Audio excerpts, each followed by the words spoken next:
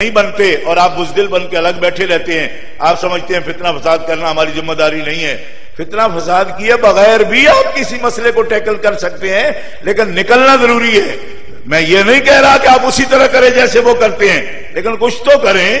لوگوں کو یہ احساس تو ہو کہ ان کا بھی یہ کام ہے، ان سے کہہ لینا چاہیے کہ صحابہ کرام کی عزت و ناموس کا مسئلہ ہے تو آپ آگے آ جائیے.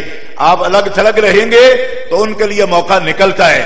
آج دیکھیے باقاعدہ اجازت کے ساتھ ایک بدعت جو پورے پاکستان میں تعزیہ، ماتم، جلوس نکل رہے ہیں. آپ میں سے کتنے لوگ ہیں جو اس پر لوگوں کو متوجہ کر رہے ہیں؟ نہیں، وہ ٹھیک ہے، بس ہونا ہے، ان کا کام ہے، وہ کرتے رہیں. تو میں ان علماء سے پوچھتا ہوں جو ہر وقت کہتے ہیں کہ ہم احیاء سنت کا کام کرتے ہیں، ان کے ٹی وی بھی خاموش ہیں. کبھی انہوں نے کہا کہ ماتم نہیں کرنا چاہیے یا اس کی شرعی حیثیت کیا ہے؟ وہ علماء بھی جو اپنے آپ کو سمجھتے ہیں کہ ہم تقوی شعار ہیں، وہ کیا اس بارے میں رائے دیتے ہیں؟ ان کے کیا کہیں مضامین آتے ہیں، کوئی بیان کرتے ہیں؟ کوئی لوگوں کو ایک بدعت جو اتنی پھیل گئی اور خلاف شرع کام جو اتنا پھیل گیا، حتیٰ کہ اس کے لیے فرقے بنے، اجازتیں ملی، لائسنس جاری ہو گئے. تو گورنمنٹ لائسنس جاری کرے تو کیا بدعت سنت بن جاتی ہے؟ کیا کوئی کام جائز ہو جاتا ہے؟ اس کے لیے میں 1 منٹ میں یہ بات عرض کرنا چاہتا ہوں کہ سب سے بڑی دلیل جو ان کے آج کے بڑے مجتہد جن کو وہ بولتے ہیں وہ پیش کرتے ہیں قرآن مقدس سے، اور کہتے ہیں کہ حضرت یعقوب علیہ السلام ان کا قرآن میں بیان اللہ جل شانہ وعز اسمہ نے کیا کہ جس کے اندر یہ بات موجود ہے کہ وَبْيَضَّتْ عَيْنَاهُ مِنَ الْحُزْنِ، کہ ان سے رنج و ملال سے ان کی آنکھیں سفید ہو گئیں. اور دیکھیے غم و اندوہ کرنا اور شکوہ اور ماتم سیاپا، یہ سب اس سے حزن کے لفظ میں یہ جائز ہے. حالانکہ یہ کوئی مفہوم نہیں ہے قرآن پاک کا. غلط سلط وہ لوگ بیان کرتے ہو اس بات کا، ایک غلط دلیل اور غلط استدلال سے لاکھوں روپیہ وہ اپنی جماعت سے وصول کرتے ہیں. اور ان جھوٹی باتوں کا ان کا ریٹ کیا ہوتا ہے، 2-2 4-4 لاکھ ہوتا ہے. وہ تو خیر بدبخت ہے، ان کا پیسہ بھی ایسا اور ان کے مولوی بھی ایسے. مگر ہمیں پوری جرأت کے ساتھ ہمیں اس بدعت کا مقابلہ کرنا چاہیے اور ایسے دلائل کا رد کرنا چاہیے. اس پر ہمارے اکابر نے کیا لکھا ہے اور قرآن مقدس کی کیا اصل مفہوم اس کا کیا ہے؟ یہی وَبْيَضَّتْ عَيْنَاهُ مِنَ الْحُزْنِ کے ساتھ آگے لفظ ہے فَهُوَ قَذِيمٌ. اور قذیم کی مارکۃ الآراء تفاسیر یہی ہیں کہ وہ سب رنج و ملال اپنے دل پہ لیتے رہے، کسی کے سامنے نہیں بولا.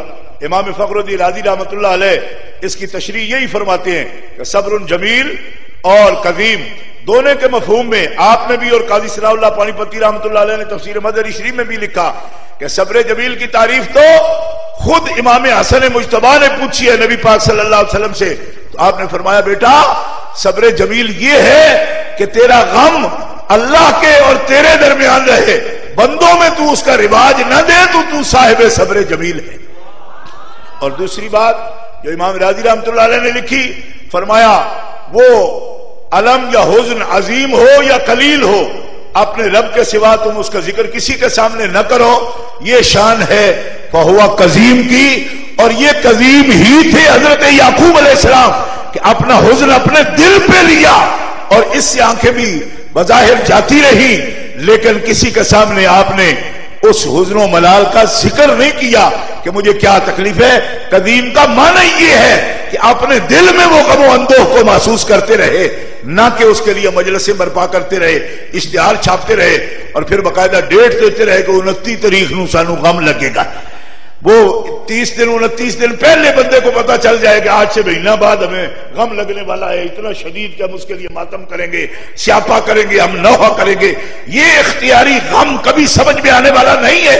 اور پھر یعقوب علیہ السلام کی مثال کسی طرح بھی درست نہیں بنتی. کیوں کہ آپ کا علاج تو ہو گیا، اذهبوا بقمیصی ھذا فالقوہ علی وجہ ابی یأت بصیرا، جاؤ یہ میرا کرتا لے جاؤ، میرے باپ کی آنکھوں پر لگاؤ، ان کی آنکھیں واپس لوٹ آئیں گی، بینائی آ جائے گی. فلما ان جاء البشیر القاہ علی وجہہ فارتد بصیرا، اور جب وہ قمیص آپ کی آنکھوں پہ لگائی گئی تو بینائی لوٹ آئی. آدھا غم امام راضی فرماتے ہیں تب جاتا رہا اور آدھا اس وقت جاتا رہا کہ جب آپ نے حضرت یوسف علیہ السلام کو مصر کے گورنر کے تخت پر بیٹھے ہوئے عزیز مصر کی حیثیت سے دیکھا، باقی تکلیف جاتی رہی. لیکن اس پر نقد کرتے ہوئے محمد حسین ڈکو نے جو شیعوں کا اس وقت بڑا مجتہد بنتا ہے، اس نے باقاعدہ میرا نام لے کر کہا کہ تم نے یہ تقریر کی ٹی وی پر بھی، لیکن بتاؤ یوسف علیہ السلام تو عزیز مصر ہو گئے، گورنر بنے، تخت پر بیٹھے، تب حضرت یعقوب کا غم جاتا رہا، لیکن کربلا والے کس تخت پر بیٹھے کہ ہمارا غم جاتا رہے؟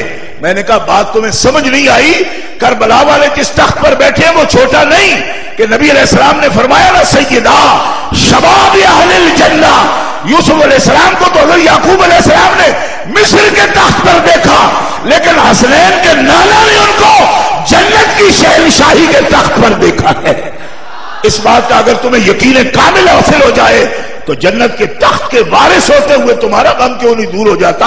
لیکن فرق یہ ہے کہ شاید تمہیں وہ یقین ہی حاصل نہیں ہے کہ جس کی وجہ سے سمجھو کہ شہداء کو جو اتنے بڑے انعامات ملے ہیں تو اسی وجہ سے تو ملے ہیں، اس لیے اب نہ وہ خود غمگین ہے نہ ہمیں غمگین ہونے کی ضرورت ہے۔ اگر وہ خود غم کر رہے ہوں تب ہم غم کریں، اور قرآن تو یہ کہتا ہے کہ اللہ سے رزق لے رہے ہیں، بل احیاء عند ربہم یرزقون فارحین بما آتاہم اللہ من فضل، جبکہ قرآن کی نص قطعی ہمیں بتا رہی ہے وہ خوش ہے، وہ خوش ہے، وہ خوش ہے۔ تو مجھے کہنے دو کہ جب وہ شہداء خود خوش ہے تو ہم سب بھی ان کے ماننے والے جو نعمت ان کو ملی ہے اس نعمت پر خوش ہیں، اور وہ جس وجہ سے ملی ہے اس بات کا تذکرہ کر کے کیوں روئیں گے؟ کیونکہ وہ عظیمت تو اسی سے حاصل ہوئی ہے، ان کو وہ انعامات تو اسی سے حاصل ہوئے ہیں۔ توجہ ہے؟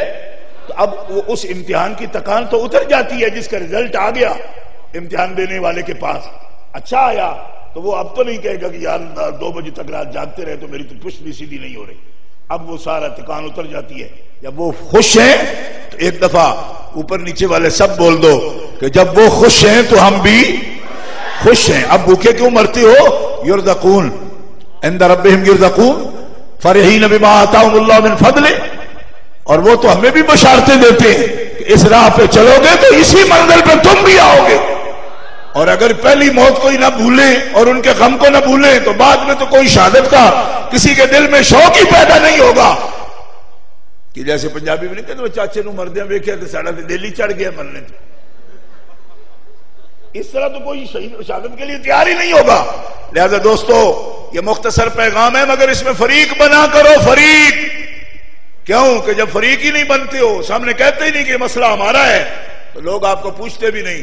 پتہ ہے ڈسٹرکٹ کمیٹیوں کے یا صوبائی کمیٹیوں کے اجلاس ہو نا تو لوگ صبح صحابہ کا انتظار کرتے ہیں، انتظامیہ والے بھی، آپ بیٹھے رہیں آپ کو دیکھتے بھی نہیں، وہ کہتے ہیں ان کو آ لینے دو، بات شروع کرتے ہیں۔ کیوں؟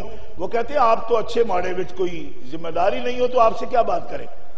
مطلب ہے کہ آپ سے بدامنی کا بھی خطرہ کوئی نہیں، یمن میں بھی آپ کی کوئی طاقت موجود نہیں یا آپ کی فعالیت کوئی نہیں۔